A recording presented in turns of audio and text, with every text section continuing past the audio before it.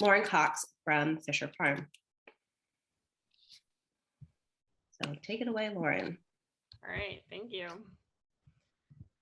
So hi, everybody. I see a lot of familiar names in the comment section, so I'm excited for the discussion later.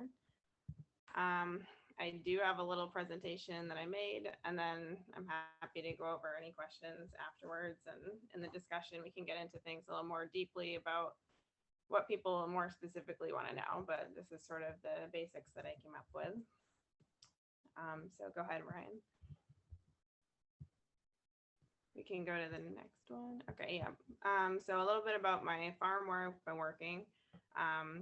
I've been at Fisher Farm for the last 7 seasons. I'm closing out season 7 right now. We grow 3 acres about of mixed vegetables, 180 CSA shares every week. Currently, we just started this today, our fall shares that we do until about Christmas time. And we also have one farmer's market that we do every weekend. Our crew is pretty small.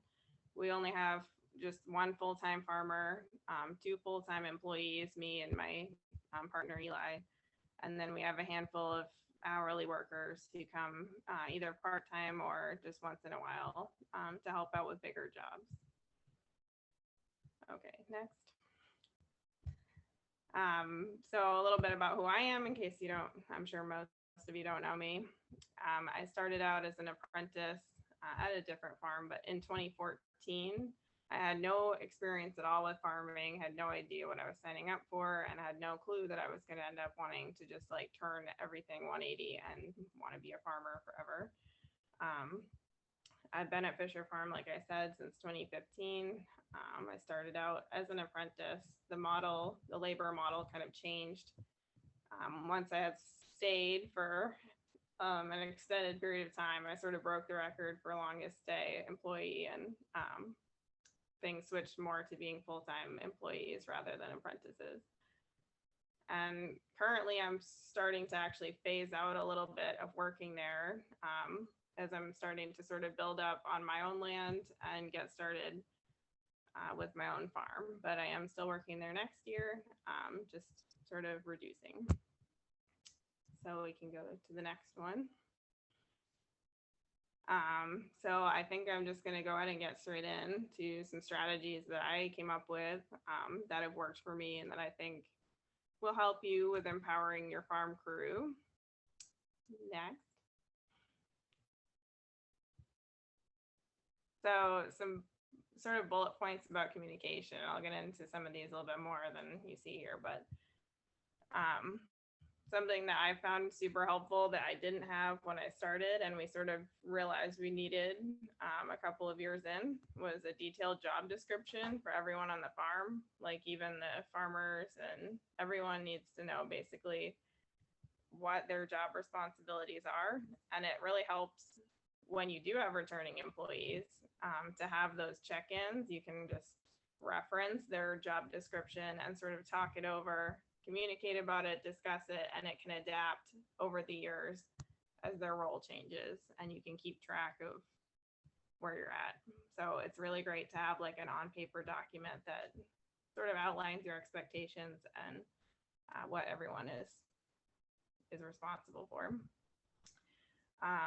Team building events is kind of like a pre-communication. It's really great when you're hiring new people to have like full crew, like a work tryout, have people come for like bonfires or have a potluck or do something a little bit extra to get people sort of like initiated and into the flow, because farming is definitely like a super social activity, and it's important that everybody gets along and can communicate, and it needs to start really early. So when you're hiring new people, not just having them trained, but like making sure that you're having extra opportunities for everybody to get to know each other and like create a flow.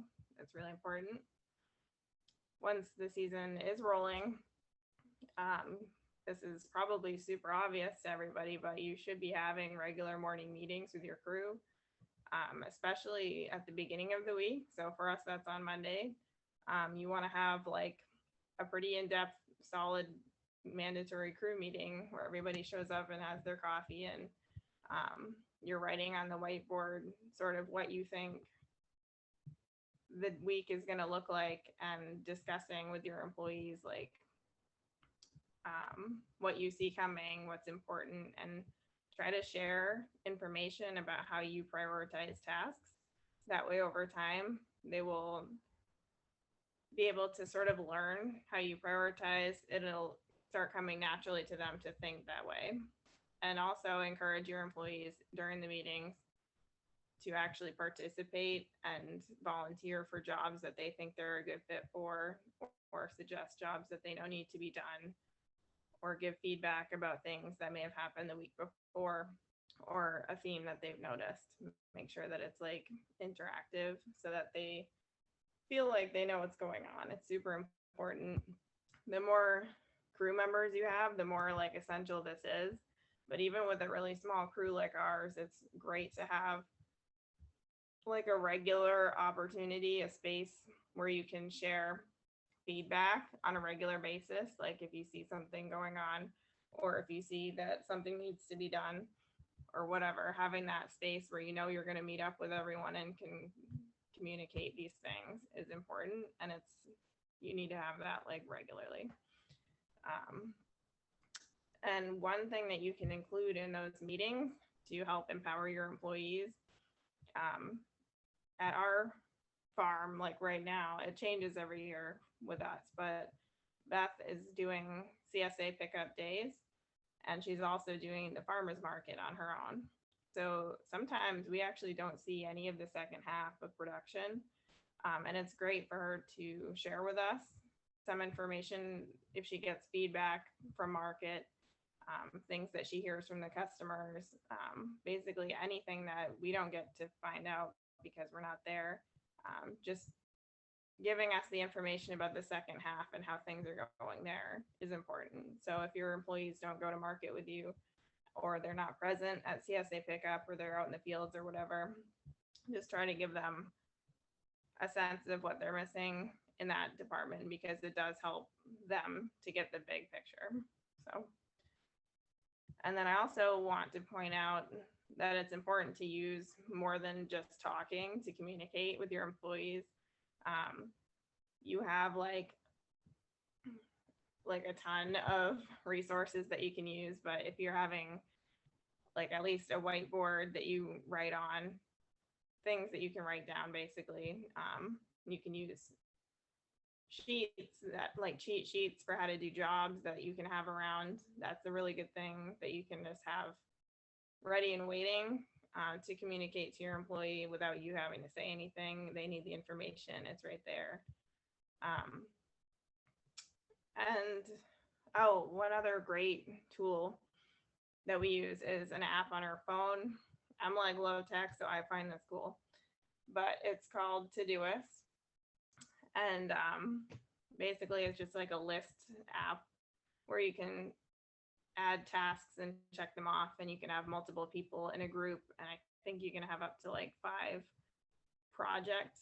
So we have one for farm infrastructure, irrigation, flowers, and chores, I think. And then we also have one that is just for writing down feedback that we think would be interesting for the following year. So if you're out in the field and you notice like, wow, only this one variety of Swiss chard is hanging in there beyond July, you can write down how that looks and say maybe this for fall next year. That way you can capture a whole bunch of employees' ideas and communication. It's just right there on the list, and you can go back and reference it if you're talking later. But yeah, I use multiple tools. And we can go to the next slide. So yeah, I just went over sort of the phone app. It's called Todoist, but here's a picture on the right of what it looks like, or what it looked like yesterday. You can see the tasks that we haven't done at the top, and then some that we did accomplish below. But basically, it's a great way to communicate jobs with your employees. And it's something that they can check when you're not right with them. And they should be able to like identify a job that they think is within their capabilities and just go ahead and do it. So in times when there's like a half hour before the end of the day or you're gone, that's a great backup communication resource that you can use.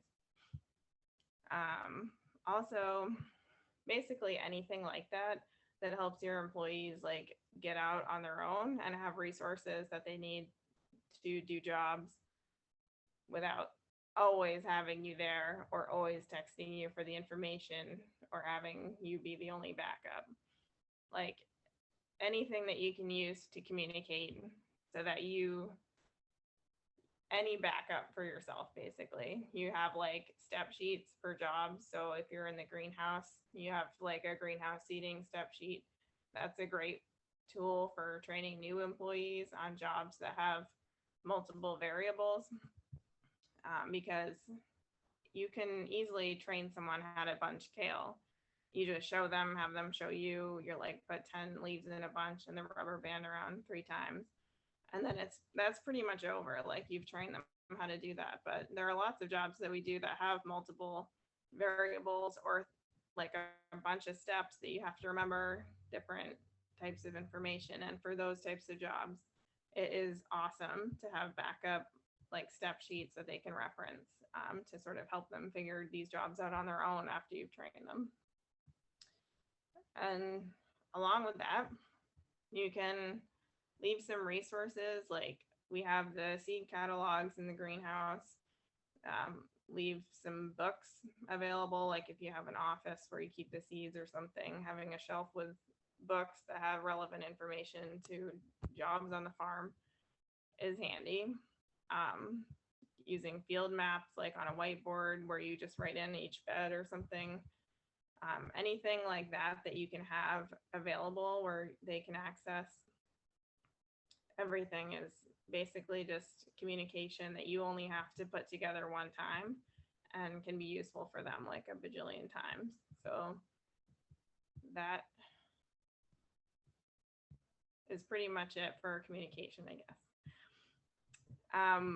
And when you're training them on jobs and you're using all these tools to foster autonomy, the one hang up that I know a lot of people have, I know Beth has admitted to this, I've had this problem when I'm training people, is just being able to like not micromanage the job, especially when they're first learning. You can train them, and working hands-on with them is a great way to train. But at some point, your hope is that they will be able to do the job themselves. So once you feel like you've trained them in something, just do try to give them the job and like see how it goes before any feedback. You can address pretty much most problems later. It's not something that's going to be the end of the world if it doesn't go perfectly. Like if someone preps a bed and forgets fertilizer, it's better that they do that and realize that they forgot and sort of have that aha moment where they thought about it. That way they can learn, and more often than not, they will be able to figure out a job themselves. When you're training new employees, it's super hard to watch if they're doing something really slowly, or if you have tips that they're not using, you can see like, oh, how's that going, you know? But letting them figure those things out is going to totally reward you later when you don't have to keep telling them how to do the job, because basically the more involvement you have in how a job gets done, like if you're sort of looking over their shoulder and you're like, don't forget the fertilizer or whatever, the more that you're sort of like telling them exactly what to do while they're doing it, the less intrinsic reward they're going to have. Like when the job is done well, they're just going to be like, oh, well, you know, of course it was, I had help right there, or they're just going to really not feel like it was their job. So, and then also give positive feedback when things do go well, and notice positive things, which can be really hard, especially when you're in the height of the farming season and some of your crops are super weedy or whatever, and things are starting to look like an emergency, keep on the positive feedback. It's super powerful and it's not something you can really overuse. Next.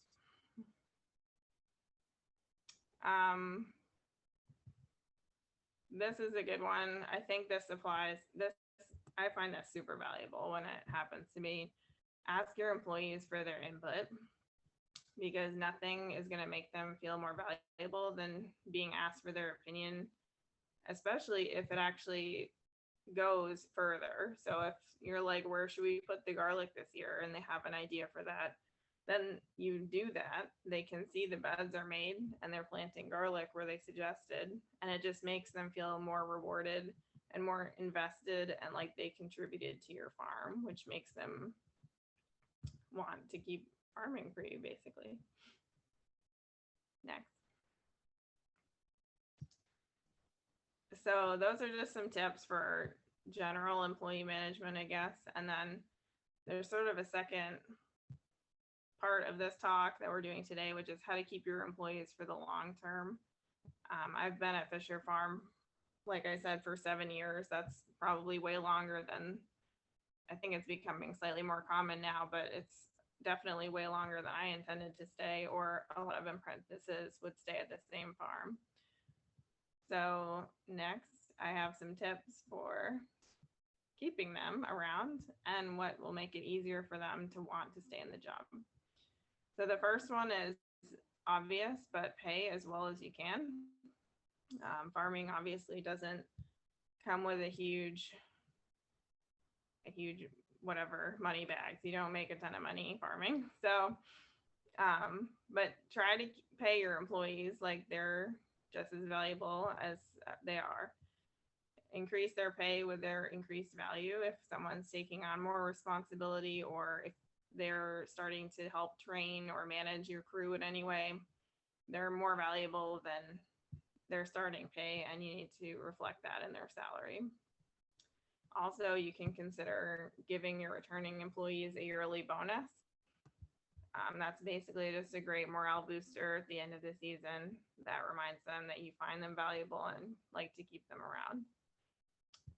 Paid vacation time does exactly the same. It just is a great benefit that they can enjoy and will help them feel valued. And also, if you're planning on having long-term employees, and that's a goal that you want to keep employees around for long term, you probably will want to consider how you can help your employees afford health care.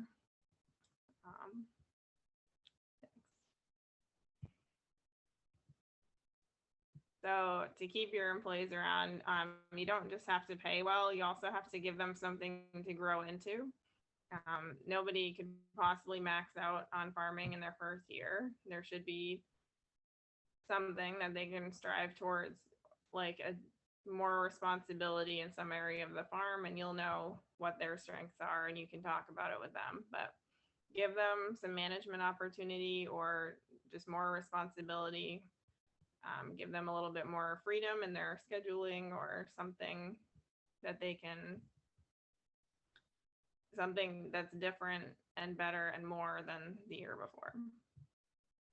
Also, it's really important, and I think this happens a lot at my farm, and it's something that I seriously value so much, is having big picture talks.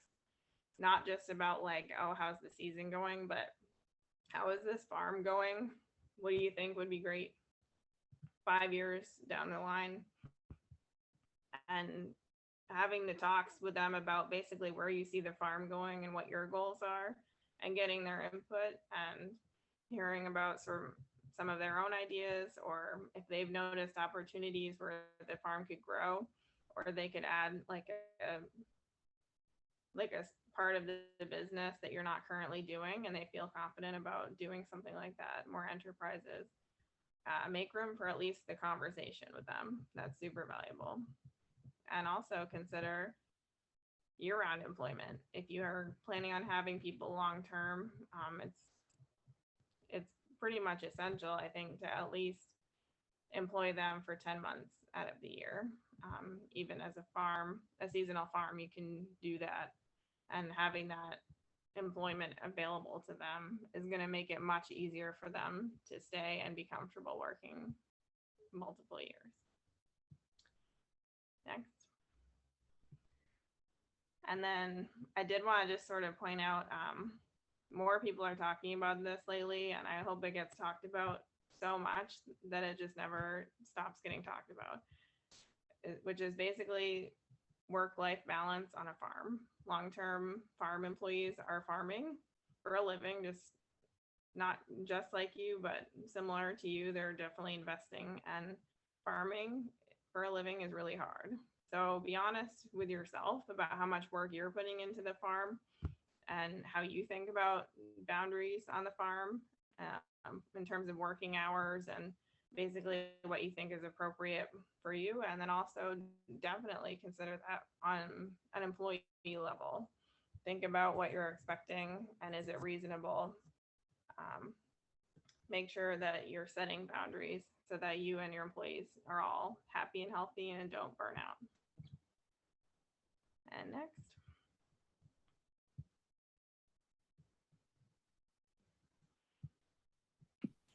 Okay, so I think we have wrapped up Lauren's presentation, and we're going to switch over to Elena's, and she is going to, Alaena, do you still want to share your own screen and give that a try, or? Yeah, I'll try it. It's gotten better. Maybe I'll just keep my video off to make sure. Okay. But let me know. It was a little choppy, but it seems better now.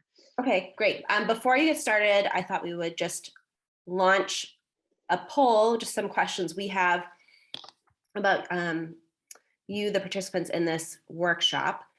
A couple of questions about how many people you employ, what you pay for hourly workers. So the results we're going to get back is just like the average from the group. Your individual responses will not be shared. So if we just want to take a little break to do something other than look at a PowerPoint, you can fill out this poll. I'll give you 1 minute to do it while Alaena gets prepared to launch her PowerPoint. So I have 6:29 on my screen, and at 6:30, I'll go ahead and end the poll. We can just get a sense of how many apprentices and employees folks in the room have and what the average pay is for their hourly workers.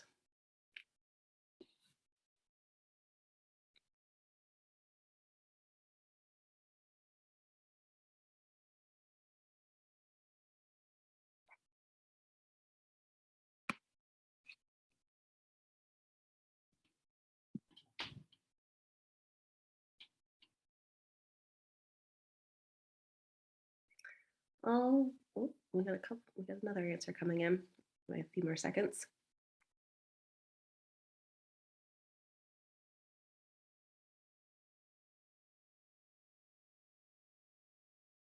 All right, well, at least half of you have answered the poll, so it should share out. Most of you have 0 to 2 apprentices, excuse me.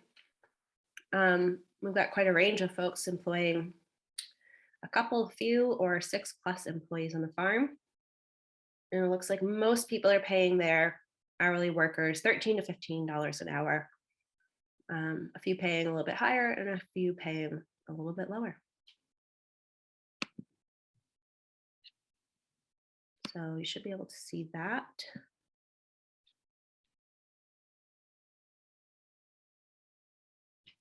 And Alaena, whenever you're ready, you can go ahead and share your screen. Alrighty.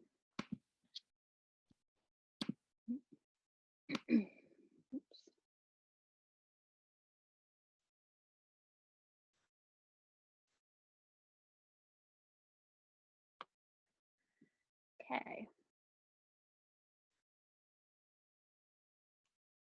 Hello, everyone.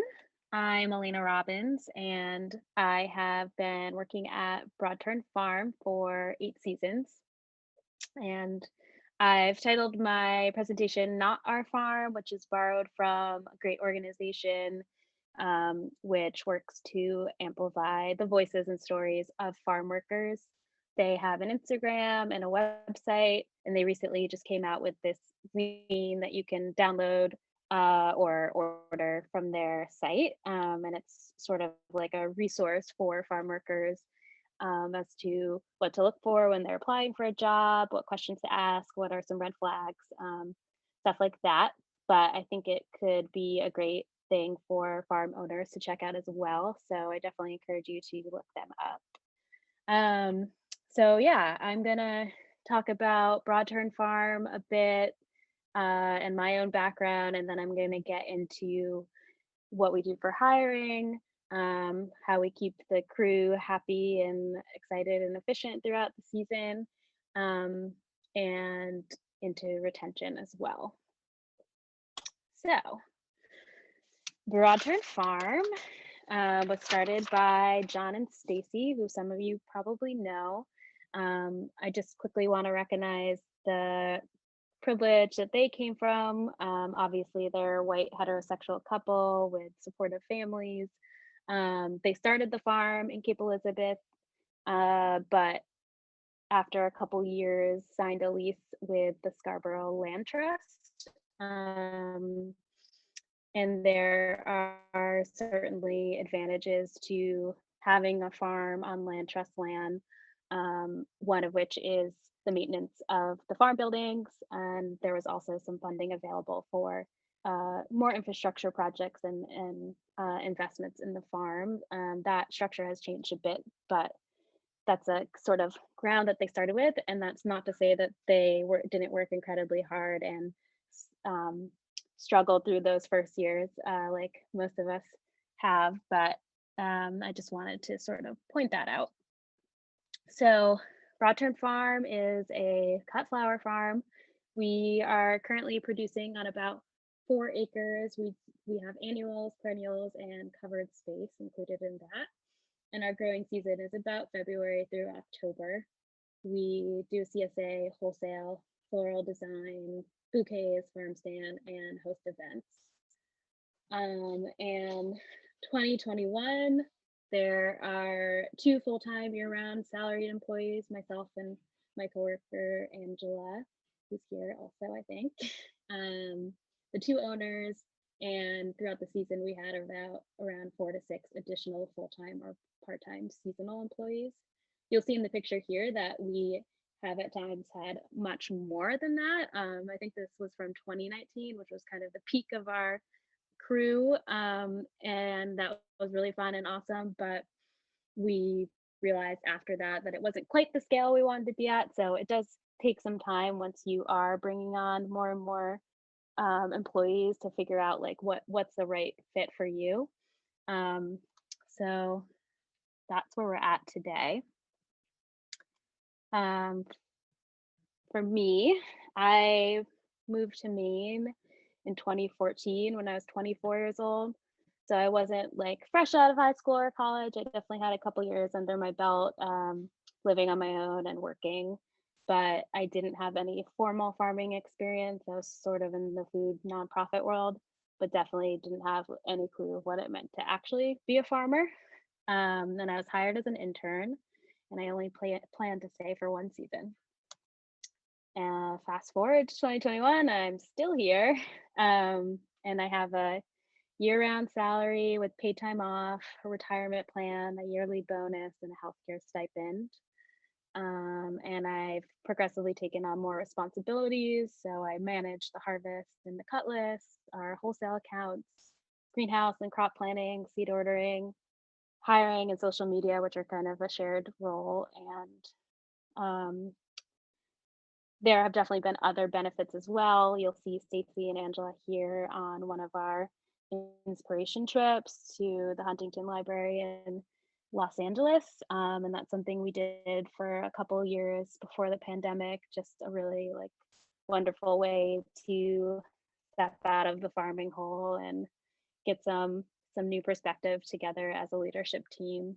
I also was able to stay at the farm for 6 winters rent free, partially as a little bit of a farm stay trade when they were traveling, but that was super beneficial to me, to be able to save in the winter and not really like bust my ass working in the years that I wasn't employed by them during the winter. And it's also where I met my husband, Dylan, who owns Old Wells Farm in Leamington, where we now live and are building our house. So it's definitely a family and home for me. And a lot of that is thanks to the environment that John and Stacy have fostered, and the gratitude, the generosity that they showed to their employees. All right, so how do you get people to work for you in the first place? We definitely spend a lot of time thinking about our job descriptions, and we try to start as early as possible. So hopefully in the next couple of weeks, we'll be looking at that again, with the intent of starting to interview people late December, early January, and kind of have the crew figured out as much as possible by February. Um, and that allows us to really take our time and interview as many people as we feel we should. And yeah, with those job descriptions, we get detailed, but not so much in the sense of like, this is what you're going to be doing every day, because as all of you know, there's so much variability. And just because you're hired as a harvest person doesn't mean you're not going to be planting in May and June. So we try to get more specific when it comes to like what is the ideal candidate, and we have a long list on our website if you want to look at that, and make it very clear about the challenges and the joys of farming, especially when you are a flower farm. You get a lot of folks who just kind of see the Instagram and think it's going to be just like playing with flowers all day. So we try to make it obvious that it's hard labor also. And we do formal interviews, ideally in person before the pandemic, um, and we'll include returning employees in that as well, because they're going to be the ones who are working most closely with these folks. And we try to look to our local community as much as possible first. It's really nice when someone has kind of a built-in community already, and they have a support system. They kind of know what the weather's going to be like. And it also makes it much more likely that you will be able to have that person returning following season, if they're not just kind of popping up for the summer. So now you got people hired. How are you gonna make it a team and keep everyone happy, orient them? So much like Lauryn, we try to have like a fun kickoff meeting first thing, usually in April, before some folks have even started, so we can really dedicate a couple hours to it and not feel like super stressed that we're missing out on doing other work. And in the meeting, we definitely do like some get to know you activities, and kind of draw a picture of what the goals are for the farm for the season. And then, of course, get into those nitty gritty details about what we're expecting, and also like how to communicate. So right off the bat, people are very clear on who to go to for what. And a lot of that comes down to, again, those job descriptions, like Lauryn had mentioned, can be really helpful, which we haven't always been the best at. And yeah, it's just a space to really get to know each other. And we don't get so detailed where you're like training. That's what our training checklist is for. And that is something that was new to us this year. A former employee brought it to us from a bakery that she worked at. And it's like super detailed. So everything is on there. Where do you eat lunch? Where do you keep your lunch? Where do you get water? Um, and other stuff like where do the clippers go? Just like how do all the processes work? And that sort of holds you accountable as well as the trainee accountable to make sure that they've learned everything they need to learn. Because there's just so much stuff that feels like intuition to you once you've been there for a couple of years or you've been farming forever, that is definitely not going to be obvious to everyone, and every farm is different. So getting all of that out. And a great place to go for that information is former employees. So like an end of the season thing, asking like, what do you wish you knew earlier on, or what are you still confused about? They're a great resource for that.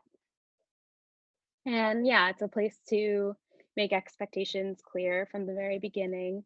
And we tend to have high expectations. And if you are going to have high expectations, make sure they're met with a balance of other perks. It's really a lot to ask for someone to give their all to your farm for relatively low pay that is not year round. And that's something that I kind of have to remind myself of a lot when I get frustrated that someone's asking for too much time off, or they seem to have other commitments that are equally important to them. Like, of course they do, because this is just a couple months of their life. So yeah, some other perks some perk examples of perks would be like providing meals, lunches, or going out for dinner during a busy week or to celebrate someone. We like to do birthdays, and allowing everyone access to crops for personal use. This we haven't done, but I think would be cool, is a work clothing stipend, pay for professional development like conferences like this. So you just kind of have to ask yourself, what does your farm have to offer that you can share with your employees? So you've oriented everyone. How do you keep people happy and excited and efficient throughout the season? Formal check-ins are super important. And we found that we need to schedule them like way early on in the season, perhaps even before the season starts. Like this week in June, we're doing check-ins just to make sure that we actually do them and hold ourselves accountable. So get them in this calendar, because it's so easy once the season hits and you're super busy to just be like, nah, everyone's fine, let's keep moving. So it can be hard to do, and I know there are times where we've scheduled it and even moved it around, but it's just a great time to just take a moment with someone one-on-one. And even if it's not super productive, it's a chance to give them some positive feedback and hear from them what they're enjoying. And yeah, it can really help with the trajectory of the rest of the season. I know some farms do them monthly. We usually just do one kind of early mid-season, and tend to do like a wrap up at the end of the year as well. This is one that I didn't necessarily think I had to say, but I've heard some horror stories.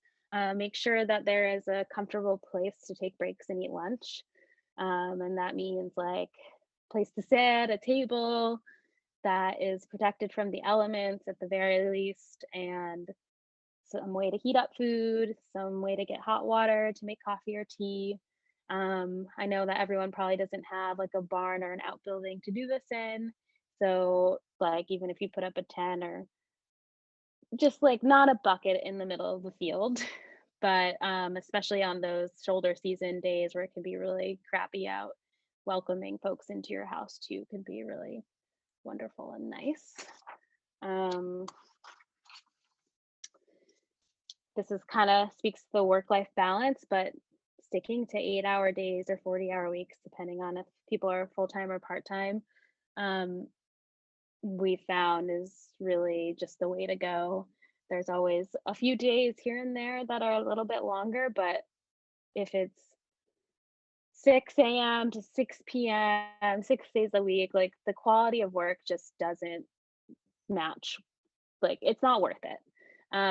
And I especially think about apprentices here, because there's just like, there's not a learning happening at that point, and there's not enough vegetables to compensate for the emotional and physical tax of that kind of labor. So keep that in mind as much as possible.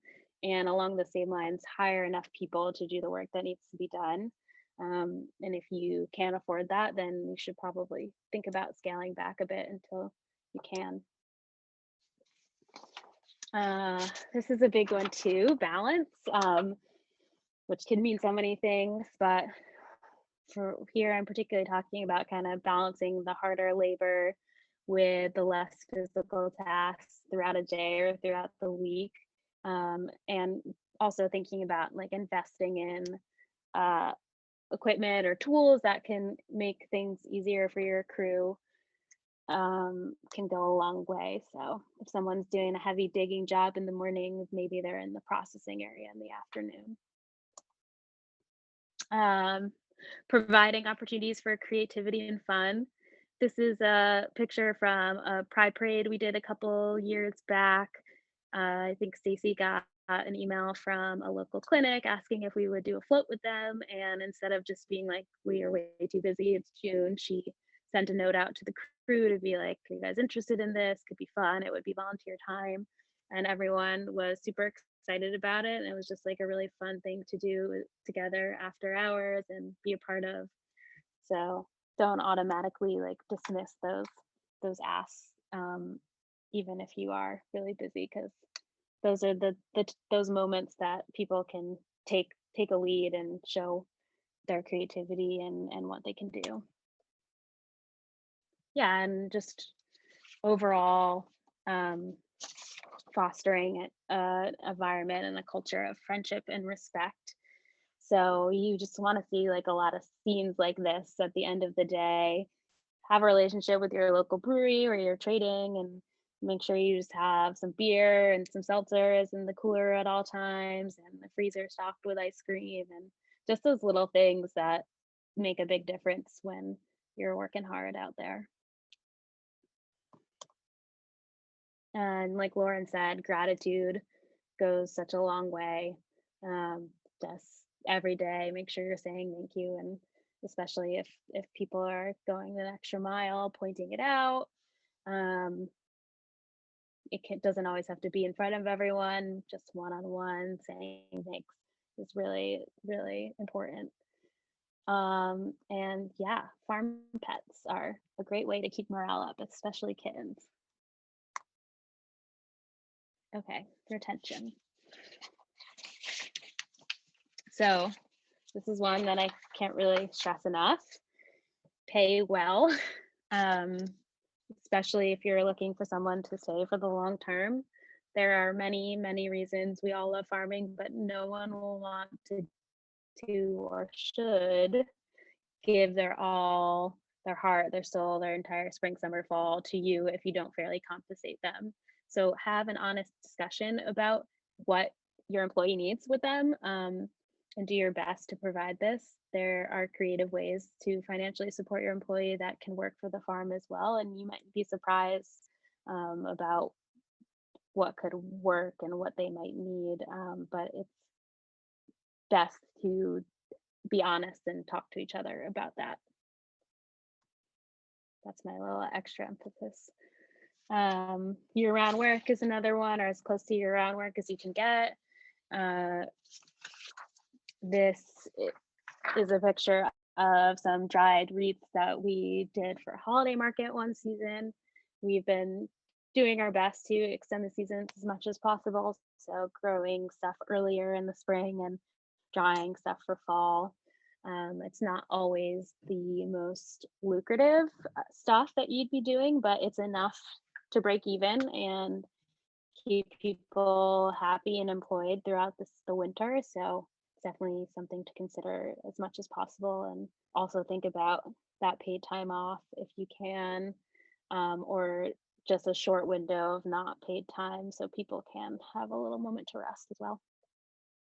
Empowerment is something that's been talked about a lot already, but yeah, and trusting and empowering your employees with more responsibility, and also allowing them to pursue other enterprises or ventures that the farm can support. This is a picture from a pizza night, I think, that one of our employees hosted. She did a couple like on-farm meals with little flower bar where people could make bouquets.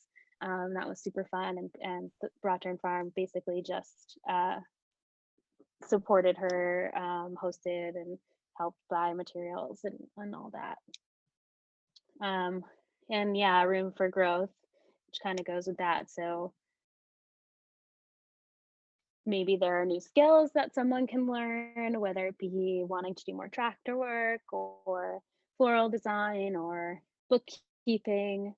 And a lot of that also comes down to you being able to let go of things, and dole out more responsibility, which can be scary at first, but ends up just benefiting everyone.